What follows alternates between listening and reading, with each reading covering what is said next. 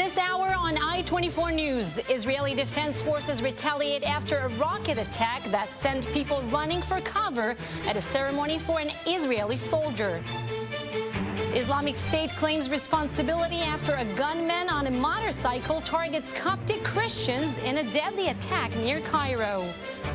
And police in New York City promised the biggest Times Square security force ever for Sunday's New Year's Eve celebration. From the I-24 News studios in Times Square in New York, this is Clear Cut with Michelle McCory. Welcome, everyone. I'm Tal Henrik in for Michelle McCory. We begin with the Israeli military announcing a strike against 2 Hamas positions on the Gaza Strip. This in response to rockets launched into Israel, forcing residents there to take cover. I-24 News Middle East correspondent Michael Pluchak has the story. I'm standing very close to the 1949 armistice line separating between the Gaza Strip behind me and Israel, where I'm standing right now. And as you can see behind me, there's a continuation of protests, the Day of Rage protests that have been called on by Palestinian factions ever since U.S. President Donald Trump's December 6th announcement that he was recognizing Jerusalem as the capital of Israel. And well, these protests are coming on the backdrop as earlier today, 3 projectiles were fired from within the Gaza Strip towards Israeli territory. 2 of those projectiles were intercepted mid-air by the Iron Dome system, but 1 of those projectiles had actually fell on the rooftop of a community center in one of the kibbutzim that is very, very close to the Gaza armistice line. Luckily enough, there were no injuries in that case, but that launch of those 3 projectiles was seemingly coordinated, although that cannot be confirmed at the moment, with a ceremony that was taking place in a nearby Israeli settlement as well. A ceremony that was supposed to celebrate the 24th birthday of an Israeli soldier, Oron Shaul, who is being held captive inside the Gaza Strip by Hamas. Well, that ceremony was halted in the middle because of the projectile fire. It had later on continued and was concluded successfully. Protests are ongoing, and the Israeli residents here that are very close to the Gaza Strip are just hoping that this Sabbath goes by as smoothly and as quietly as possible. That's Middle East correspondent Michael Pluchak on the Gaza border. Let's get more on those violent protests in the West Bank and the Gaza Strip with I-24 News correspondent Jonathan Regev joining us from our Tel Aviv headquarters. Jonathan, the demonstrations seemed to calm down this week, but exploded again today. What's the latest? Not so much in the West Bank, but clearly on the Gaza border, as we saw in the report, there were plenty of protests. Hamas, they're playing quite facing a challenge and playing a delicate game. On one side, they want to show that they go a step further compared with the Palestinian Authority, therefore sending people to protest on the fence on the border with Israel. On the other hand, they do not want the situation there in Gaza to escalate too much. Every analyst here in Israel says that Hamas, just like Israel, has no intention of dragging the situation into a full-on war, as was the case in 2014. So therefore, they allow the people to go and protest on the fence. On the other hand, again, analysts here in Israel are saying Hamas is very unhappy with the fact that some Salafist movement are using this atmosphere to fire projectiles towards Israel. Therefore, Hamas is playing kind of a dangerous game in which they want to escalate things, but only to a certain point, not too much. On the West Bank, it was relatively quiet, certainly compared with the previous varieties that we've seen in the past 3 weeks since the announcement by U.S. President Donald Trump regarding Jerusalem. But also large-scale demonstrations over there. And Jonathan, Palestinian Authority, they have a new strategy to protest the U.S. decision on Jerusalem. What do they plan to do next?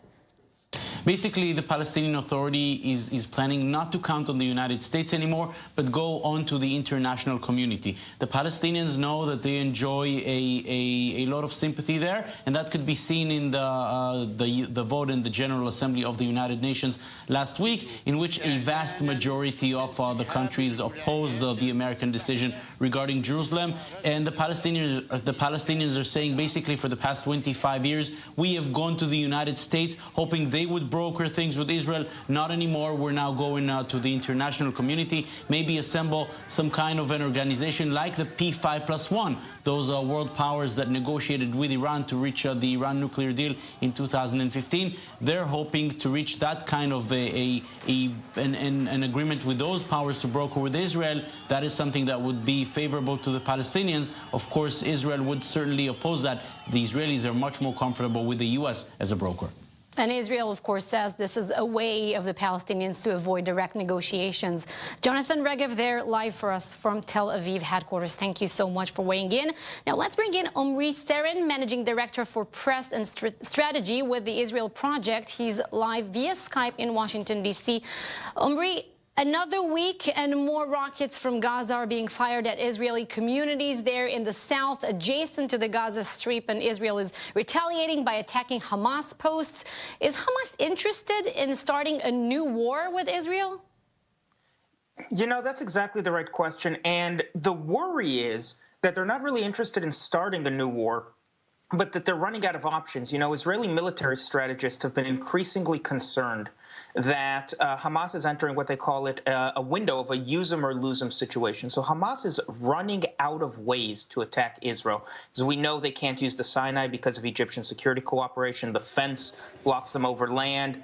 Their naval commandos have problems, and Iron Dome knocks down their rockets. And they were counting on the equalizer of the tunnels. And now, though, Israelis seem to have an answer. And the worry is that not that Hamas prefers a war to nothing, but that Hamas really fears that they'll have to go out with a whimper if they don't go out with a bang pretty soon.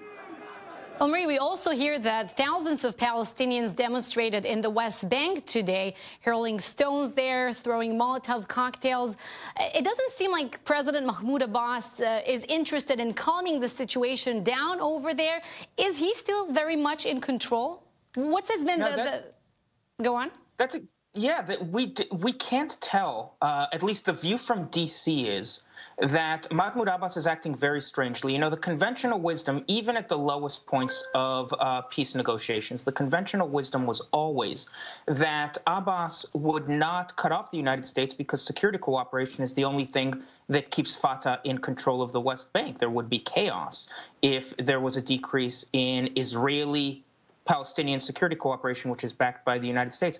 But now it seems like Abbas has decided that he's gotten as much as he possibly can from ongoing negotiations with Israel backed by the United States, and he's going to try different options. That's very dangerous for him, obviously. It's a completely different dynamic than what's going on in the Gaza Strip. The Gaza Strip and Hamas, those are military dynamics that are driving those, that Hamas running out of options. With Fatah and the West Bank, it's something different, and nobody's really sure in D.C. what's going on, but the Trump administration is going to have to spend the first couple of weeks in January figuring it out. But Abbas is also pursuing some diplomatic effort now. We're hearing that the Palestinian Authority is making efforts to join more than 20 international conventions and treaties. It's not a new strategy of the Palestinian Authority there, fighting Israel through international organizations, right? Not at all. Not at all. And, you know, the Palestinians have done this every time that they've tried to leverage the international community against Israel and to some extent against United States diplomacy. But people need to understand, if he does this, that it's going to be interpreted as a direct attack on U.S. diplomacy and U.S. credibility. People forget that the basis for peacemaking coming out of Oslo II, and the Israelis still remember this and the Americans certainly still remember this, was that the Palestinians would not use the advantages they got, the diplomatic advantages they got, to unilaterally increase their status in the West Bank. And the Trump administration, if it sees this, is going to interpret it as Abbas burning the bridges behind him. And, you know, the chatter is that that might be exactly what he intends to do, that he wants an excuse to get cut off by the United States. And speaking of the Trump administration, with all this escalation happening there on the ground, we might have neglected the fact that the Trump administration is about to put forward its peace plan for the conflict, whereas the Palestinians continue to make efforts to delegitimize, as you say, the U.S. as mediators. Yeah. When do you think will be the right time, if at all, for the White House to unveil such a peace plan? Well, you know, the people who are behind this initiative in Washington, D.C. have been waiting for Abbas to, for the temper tantrum to end. So everybody knew that Abbas was going to have to throw a temper tantrum after the president implemented Congress's mandate to move the embassy to Jerusalem and to recognize Jerusalem as Israel's capital. Everybody knew that Abbas would have to take a week or a month or 2 months off. But what he's doing now seems to be burning the bridges behind him. And if the temper tantrum dies down, then I think we can expect a peace initiative, a regional peace initiative by February or March. But if it doesn't, you know, people have been looking at this from the wrong direction. The Trump administration always said, from day one, they always said they were testing the Palestinians' willingness to live up to past obligations and move forward, but that the president's patience wasn't infinite. That was the American position, not the Palestinian position, not the Israeli position, that the Americans were going to test Palestinian readiness. And if the Palestinians show they're not ready, they're not ready. Maurice Theron, Managing Director for Press and Strategy with the Israel Project. Thank you so much for these insights. And coming up here on Clear Cut, targeted at church, the latest in a string of deadly attacks on Christians in Egypt. And high alert cities around the world beef up security ahead of New Year's Eve celebrations.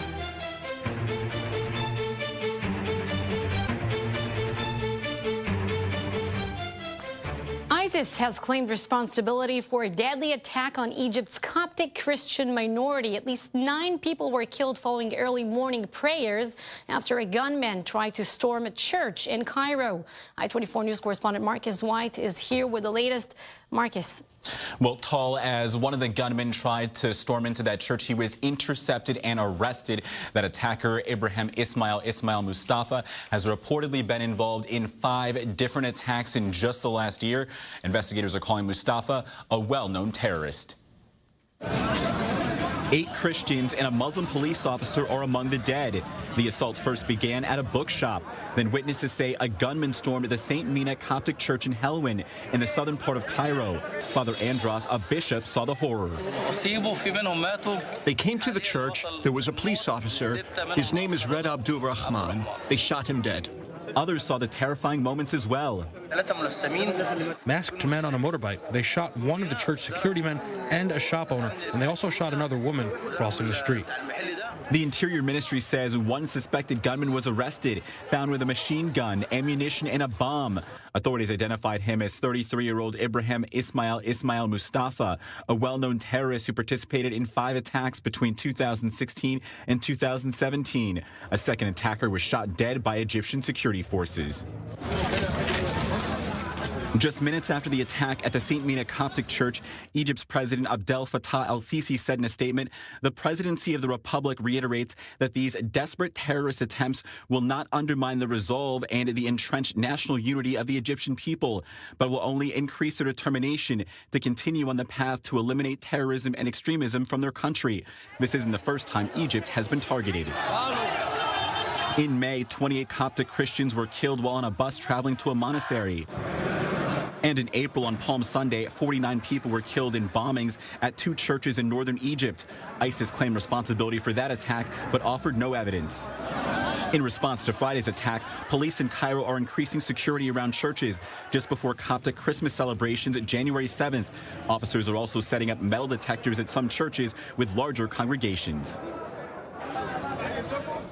Coptic Christians are the majority of Egypt's nearly 9 million Christians. They also are the largest Christian community in the Middle East. Tal.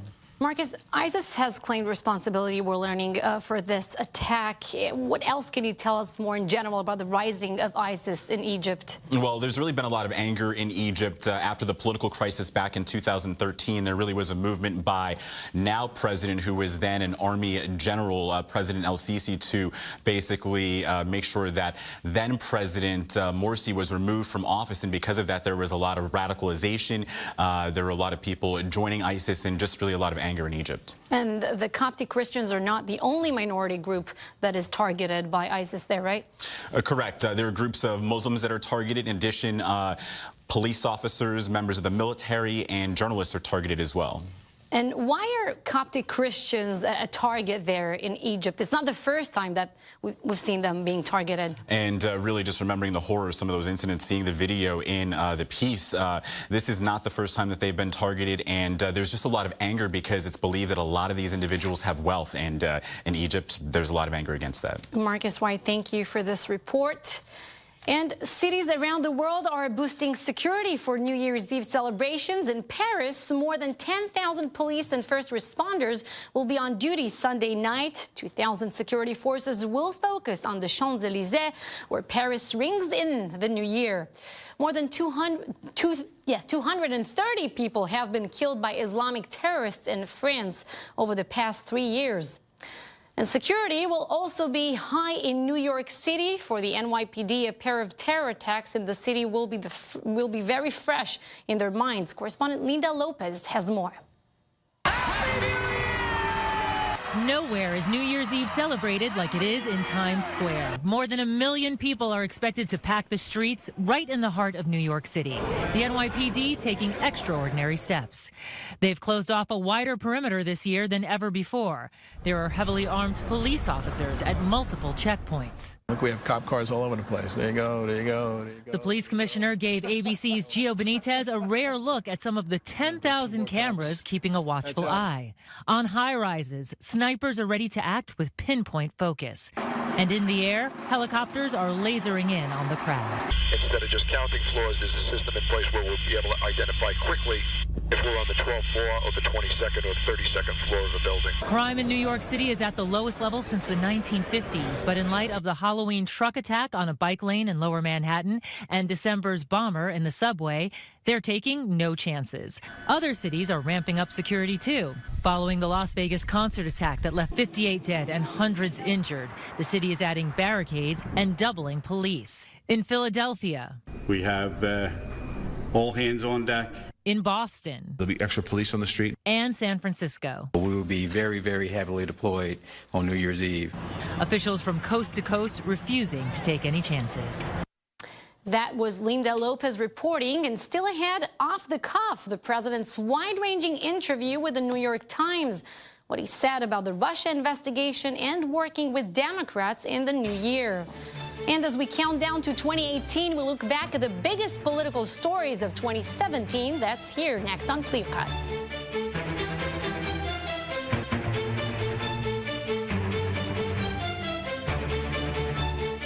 Welcome back to ClearCut. President Trump lashed out at the Russia investigation in an unfiltered interview with the New York Times.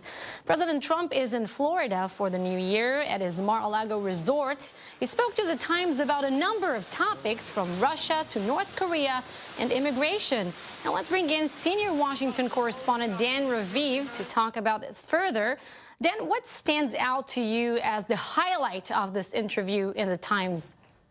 The overall tone, I'd say, Tal, the fact that Donald Trump seems supremely confident. His critics say that he's living in his own world, that he's listening really only to his friends and to other wealthy people who think that he's just perfect, and watching Fox News where he hears admiration almost nonstop. Sure, he denies there was any collusion between the Trump campaign and Russia. He seems certain that nothing damaging to him will be found, and he says that he does believe that the special prosecutor Robert Mueller will be fair to him. As for the big foreign issue, North Korea, Trump says he and President Xi Jinping of China have become friends, but China is not doing enough to put pressure on North Korea, and he charges that China has permitted oil to be smuggled to North Korea, something that China is denying. And here's a little threat. Trump says that he's been going easy on China when it comes to trade abuses, but maybe the U.S. will have to get tougher if China doesn't do more to put pressure on North Korea. Tal? And Dan, in this interview, Trump is reaching out to Democrats, hoping they'll cooperate? Also with a little bit of a threat. He tells the following story, which we had not heard before. He says that if Democrats had participated in the tax reform effort, Democrats say they were totally locked out of it, and they believe the tax reform ended up being just for corporations and rich people. But Trump says that if the Democrats had taken part, then he would have gone to bat for them. He says he would have considered what was happening to states like New York and California, where most of the voters are Democrats, and many people are losing a really big tax deduction based on their local taxes. Trump says if the Democrats had participated, he would have had the Republicans change the bill. It would have been better to those states. Democrats don't really believe it, but Trump is saying that if the Democrats would work with him, they'd reap some benefits. Tal? And Dan, stick around with us because I want to get your take on this. 2017 was the year of politics. Everyone was talking about it. Correspondent Karen Travers takes a look back at the big political headlines of the year. I, Donald John Trump. In 1 year, President Trump has rewritten the Washington playbook, his administration setting an aggressive, combative, and sometimes inaccurate tone from day one. This was the largest audience to ever witness an inauguration, period, both in person and around the globe. President Trump's every statement, tweet, travel, sip of water, dominating headlines. Perhaps his most explosive action, the one that could have major long-term ramifications, his firing of FBI Director James Comey in May. The president acknowledging to NBC the Russia investigation was a big factor. When I decided to just do it, I said to myself, I said, you know, this Russia thing with Trump and Russia is a made-up story. That firing led to the appointment of special counsel Robert Mueller. Already 2 indictments and 2 guilty pleas, including Trump's former national security advisor, Michael Flynn. But President Trump's been consistent. He believes that when this investigation wraps up, he'll be exonerated. As we said, there's no collusion. There's no collusion whatsoever. The biggest foreign policy issue facing the administration, the ongoing nuclear standoff with North Korea. They will be met with fire and fury. President Trump pledging to totally destroy North Korea if it threatens the U.S. and its allies. Rocket Man is on a suicide mission for himself and for his regime. On the domestic front, a year of frustrating misses for the president. His travel ban tied up in court for months. No movement on his promised border wall. And a spectacular failure on Capitol Hill to repeal and replace Obamacare. But the White House touts the successful confirmation of Neil Gorsuch to the Supreme Court. And right before the Christmas holiday, Congress delivering on the president's top priority, tax reform. In a White House that seems to thrive on chaos, there were dramatic staff shakeups and constant rumors of more. 3 senior officials out the door over a hectic 10 days in July. Retired Marine General John Kelly brought in to bring order to a frenzied, freewheeling West Wing, but insisting in October that didn't extend to the president. I was not sent into or brought in to control him. And Kelly says that definitely doesn't include the president's Twitter account. Those early morning and late night tweets often sparking controversy. His favorite foil, the media. You know, I like real news, not fake news. You're fake news. It was supposed to be a quiet August vacation, but after racially charged protest in Charlottesville, Virginia, critics accusing the president of fanning the flames and letting neo-Nazis off the hook. Yes, I think there's blame on both sides. And with a nonstop flurry of allegations of sexual misconduct by high-profile men, President Trump himself back in the spotlight. At least 16 women in the past accusing him of inappropriate behavior. He said all the women are lying. The White House says this issue was settled when he was elected. The accusations have not slowed the president down. All year, Mr. Trump boasting of record achievements. We have done more, they say, than any president in history. Tax reform gives Republicans some wind in their sails, but in just a few weeks, their already slim majority in the Senate will be cut by 1 when newly elected Alabama Democrat Doug Jones arrives on the Hill. Administration officials say President Trump is resigned to a much more difficult political environment for the Republican Party next year. And that was Karen Travers reporting. Let's bring back Dan Raviv. Dan, how is the new year 2018 going to begin for Donald Trump? Well, from the very beginning, the president is expected back here in D.C. on Monday, New Year's Day, and a few days later, he'll meet with the Republican leaders of Congress to try to agree on some priorities. The president's been talking about an infrastructure package. He'd like to spend $1 trillion over a multi-year period on highways, bridges, and various repairs. That's if the Republicans would agree to spend so much money. Trump is apparently hoping that Democrats will love that plan to put a lot of people back to work, and that Democrats will also vote yes. That's somewhat doubtful. It doesn't look like they want to do Trump any favors at all. When it comes to DACA, the status that allows some foreigners who were brought into this country by their parents illegally, but the DACA program let them stay here and work and study, well, Trump says he'll only renew DACA if the Democrats agree to pass an immigration bill that appropriates money for building a wall on the Mexican border and imposes other immigration restrictions. Democrats definitely don't want any piece of that, Tal. And Dan, on a more personal note, what was your most memorable D.C. moment for 2017? It had to be January 20th, the day that President Trump was sworn in as president. After all, his election the previous November had been so unexpected. Here was a businessman, a billionaire, a reality TV star becoming president right before our eyes. And then his speech that painted a dark picture of what's going on in America. He said the American carnage will now be over. That was a heck of a day, January 20th. Our Washington correspondent Dan Raviv, thank you so much for this roundup. And still ahead, the military and social media, the changing ethics of the IDF in an age where the world is watching. Plus, the market closes out a record-breaking year. Just how good was 2017 for U.S. stocks? But first, the latest headlines from our headquarters in Tel Aviv.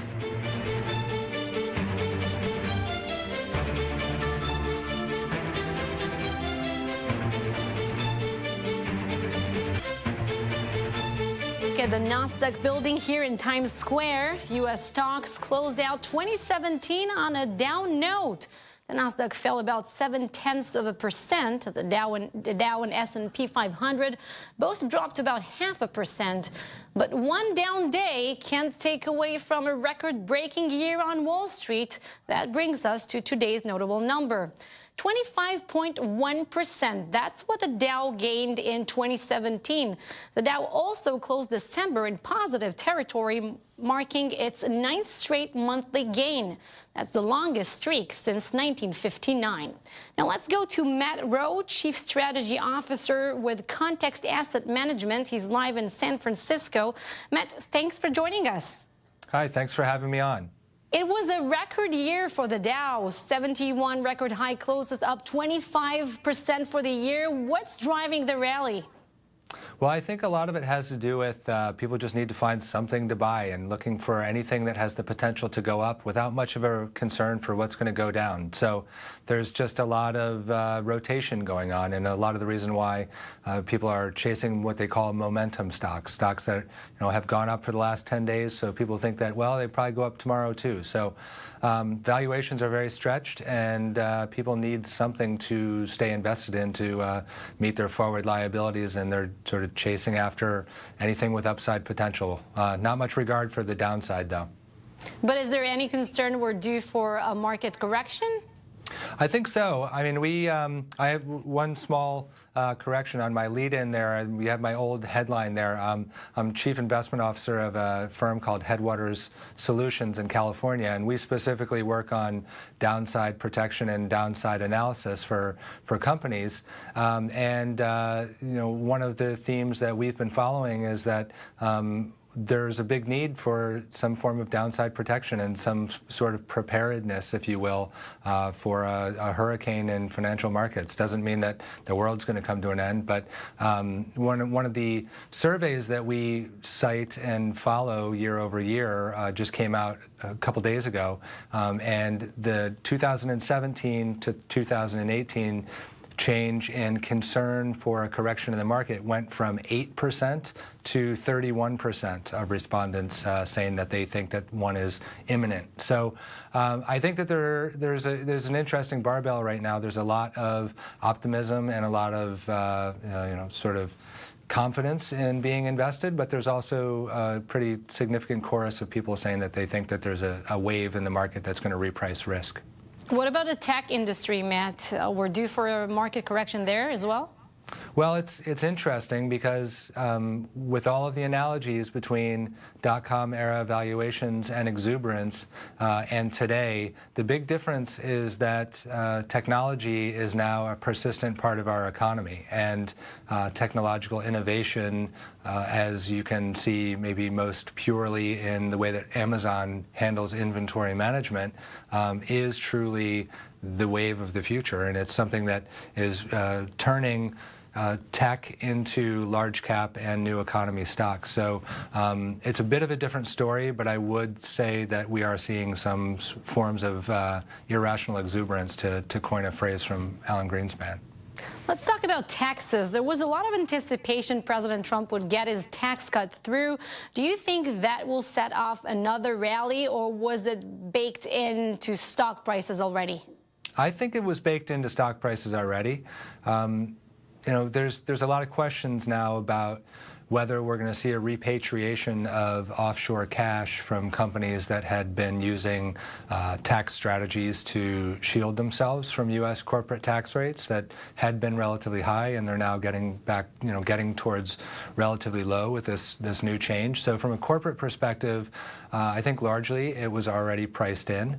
There are some you know, I guess you could say some drags on certain industries. Goldman Sachs, for example, is estimated to take roughly a $5 billion hit because of the new tax changes. And for individuals, I think it's a big deal. You know, there's one of the things that's been all over local and national newspapers is that people in municipalities are like really scrambling to figure out how to manage everyone trying to prepay 2018 property taxes because they won't be deductible if you don't pay them by, I guess, you know, today, if you don't get it postmarked today. And Matt, briefly, what are you watching for in 2018? Well, I think we're watching for a combination of people repricing risk in both the stock markets, but also in interest rates. You know, one of the things that we hear from our clients very loudly is that there's a lot of concern about the yield curve. And when you look around the world, when there's negative real interest rates, i.e., you know, you put your money in the bank and it costs you money to keep it there, it sort of changes the way you think about the rate of return on anything else and incentivizes people to move further out in the risk spectrum. So we're focused on interest rates and we're focused on equity valuations. We don't think that anything doomsday is going to happen, but we do think that as financial markets cycle and as you know the world goes, we're overdue for a correction to get valuations back to where things are interesting. But a lot of it hinges on rates.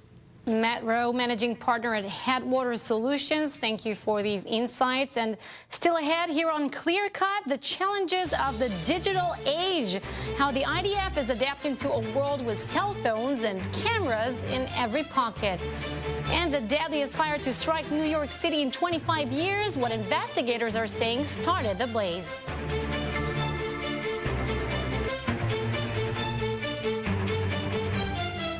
The Israeli Defense Force is facing a new challenge. It's not from guns, rockets, or tunnels, but from the power of cell phones and social media. Senior defense correspondent Shai Ben-Ari shows us how the Israeli army is adapting to the digital age. The rise of social media in the 21st century has made conflict, war, and strife more visible than ever. But are these images an honest reflection of reality? In Israel and the West Bank, where practically every street and building is fitted with security cameras, and where almost everyone carries a smartphone, little goes unnoticed. Aidel Tamimi, a 16-year-old Palestinian girl, was filmed earlier this month while trying to provoke an Israeli army officer. She was eventually arrested days later and has since become famous around the world, even as she remains in Israeli custody. She's expected to eventually face charges. The use of her video on social media is among the issues being examined, according to her attorney. Police are saying that Facebook Live actually is a stronger form of incitement because they can actually bring people to commit offenses when they were shooting the film. But that will open the questions like, is a reporter filming live any kind of demonstration or protest or whatever? Are they also liable of any crime? We are under occupation. This is the normal react against occupation. I am proud of what my daughter do. I am so worried about her because our enemy is not a human. But many have in fact pointed to the humane conduct of the Israeli officer, with some even criticizing it. Professor Asa Kasher is the author of the Israeli Army's Code of Conduct. If a girl just talks to you, shouts at you, screams at you, you can go on accomplishing your mission, that's no problem. But the moment she touches you, that's an interference. That's a point where the reaction should have been different. What would have happened in the street if it were a police officer? The streets of Tel Aviv, the streets of whatever, New York, LA, London, or Paris. I mean, within a minute, she would be on the ground with her hands cuffed by the officer, taken to custody. One criticism heard in sections of the Israeli right is that incidents like this one and others project a lack of Israeli deterrence. Not everyone agrees, though. Dimitri Emanuel is an officer in the Israeli border police. Deterrence comes through professionalism, not through raising your hand against a child or a girl, or putting on a tough guy face, or putting out some video. Other videos found online show Israeli operations in a much different light. For the past 10 years, the B'Tselem organization has been running its so-called camera project, through which cameras are distributed to Palestinians in the West Bank, so that they can document what the group calls the routine of occupation. Hundreds of these videos have been posted on social media accounts. The most famous one, from March of 2016, captured the shooting of an already disarmed Palestinian assailant by Israeli soldier Elor Azaria. Unfortunately, a lot of those visual materials are cut, and unfortunately, they are put out incorrect, indirectly, and are misleading the public in many ways. Major Almog Halevsky is an Israeli army officer who has served for years in the West Bank. We wouldn't speak about this 5, 6, 7 years ago. As a company commander, I wouldn't say to my soldiers, be careful that it doesn't go up on Facebook or look out for people filming. If we manage to neutralize some threat, but the surrounding circumstances are such that they create a new climate which can actually inspire a new attack, then we haven't really completed the mission. While there is certainly more footage and more images out there than ever before, it seems the overall picture remains incomplete. Shai Ben Ari, I-24 News. That definitely changed the game, social media and cell phones. Now, straight ahead here on ClearCut, the bookkeeper of Auschwitz, Germany's high court, makes a dramatic ruling about his crimes at the Nazi death camp.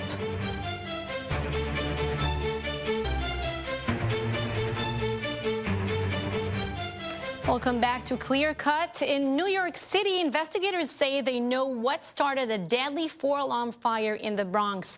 12 people were killed in the blaze, including 4 small children. Correspondent Linda Lopez has more. Firefighters have finished searching the building and say all residents are accounted for after what New York's fire commissioner called the deadliest fire in 25 years, other than 9/11. This fire started in the kitchen on the first floor. It started from a young boy, 3.5 years old, playing with the burners on the stove. Commissioner Nigro saying that the mother of the 3-year-old who was playing with the stove was in another room and was alerted by the child screaming. The fire quickly took hold in the kitchen, so the mother tried to get them all out. She exited her apartment with her 2-year-old and 3-year-old and left the door open. So this fire quickly spread up the stairs. The commissioner saying that the open stairways in the halls act as chimneys, and the fire quickly spread to all the floors above. This man tried to escape with his children out the front door of his apartment, but after seeing the thick black smoke, had to go back inside. And then we went back to the fire escape. And then I had to take my children one after the other to the firemen. And 4 of the 12 who died were all members of the same family. Jesus. Oh, Jesus. 4 from one family, come on, no. The fire commissioner giving a reminder about unattended children and fires and the crucial fire safety lesson of closing a door on a burning room. You must close the door when you exit, because the results, if you don't, are what happened here last night. That was Linda Lopez reporting. And as we wrap up the show, let's take a look at some headlines from around the globe in our World Wrap. Germany's highest court ruled a 96-year-old must go to jail over his role in the Holocaust. Oskar Gröning was known as the bookkeeper of Auschwitz. Gröning counted the cash taken from Jews killed at the Nazi death camp. The court rejected his lawyer's argument that jail time at his age would violate his rights.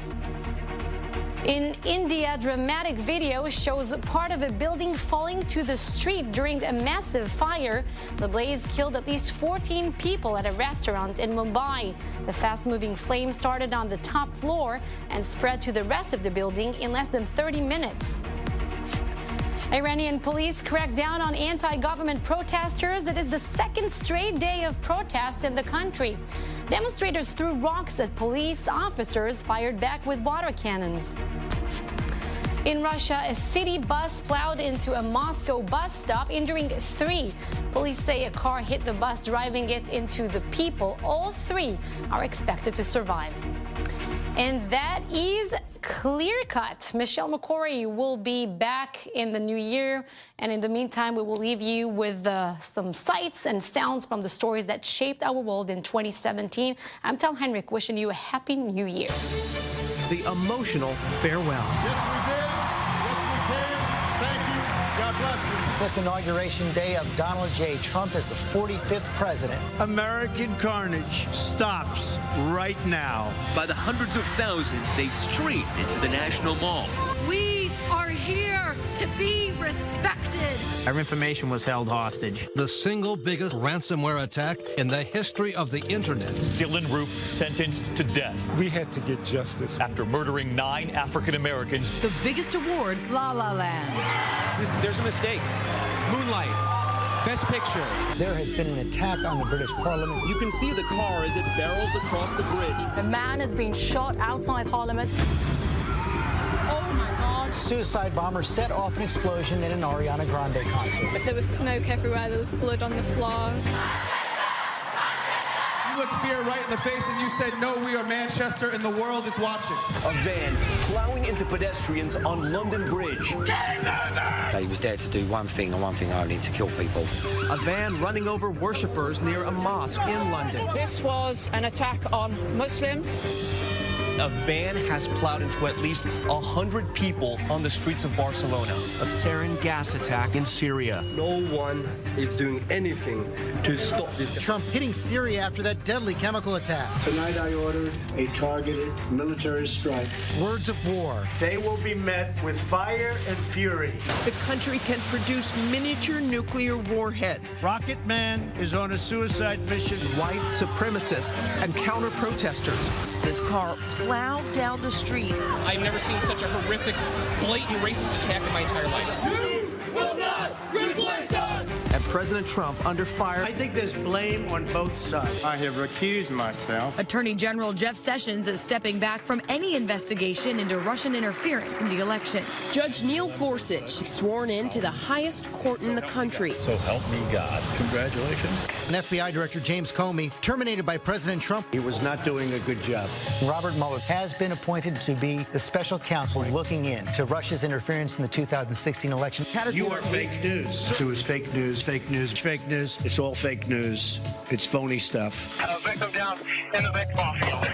House Majority Whip Steve Scalise and 3 others shot. A deadlock and a mistrial. Bill Cosby is a free man. We're going to retry the case. Women who spoke out, initially against Hollywood mogul Harvey Weinstein, then others. It is a movement. Me Too, dominating social media. We are here! We will not go away! Time Magazine's Person of the Year, The Silence Breakers. Harvey. The storm is still blowing and blowing this rain sideways. Catastrophic floods submerged one of the largest cities in the country. Got a whole family out there in the water. Rise of the human spirit that ran deeper than the floodwaters. Hurricane Irma is right over us right now. One of the most powerful storms ever recorded. Death and destruction across the Caribbean. The biggest catastrophe in Puerto Rican history. A humanitarian crisis. We can't let them die. It looks like a bomb went off. The deadliest fire disaster in state history. And this looks like World War II. The fires of Southern California continue to grow. My house is on fire. Thousands of people at a music festival. We have an active shooter inside the fairground. The deadliest mass shooting in American history. The deadliest terror attack here in New York City since 9/11. I need an ambulance. Killing at least 8 people with a pickup truck. Church massacre. That church is my family.